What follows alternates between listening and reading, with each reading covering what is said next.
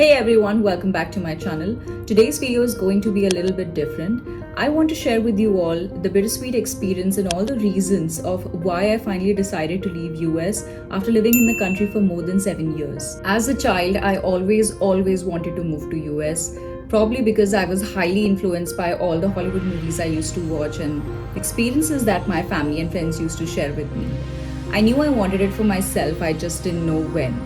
But I finally decided to pursue my higher education in US and make my dream come true. US had been great to me, providing numerous opportunities for which I'll forever be grateful.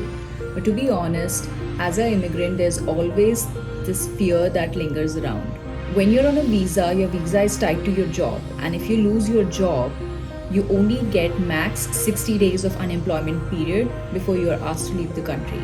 So let's say if I buy myself a house today and 2 years down the lane, God forbid, I lose my job and I'm not able to find another job, I will be asked to leave the country and uproot my whole life that I have built for myself.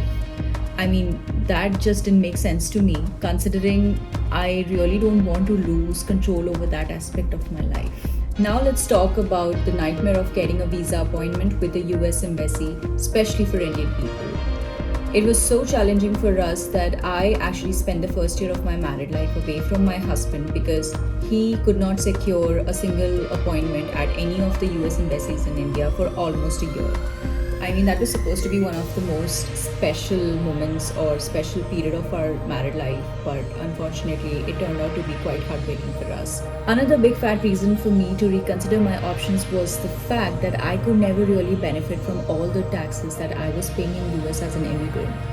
At the time, I was paying around 30 to 40% of my overall compensation package as taxes for the benefits that were only available to the citizen of US.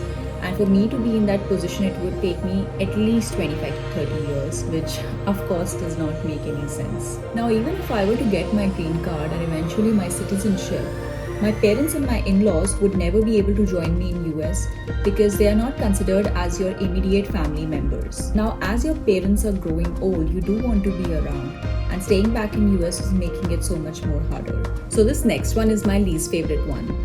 I have had few racist incidents happen to me in Bay Area, which was honestly quite shocking because California is a democratic state and such incidences are not really supposed to happen to you. It's funny how such incidences can suddenly make you feel like an outsider, irrespective of the number of years that you have spent in the country.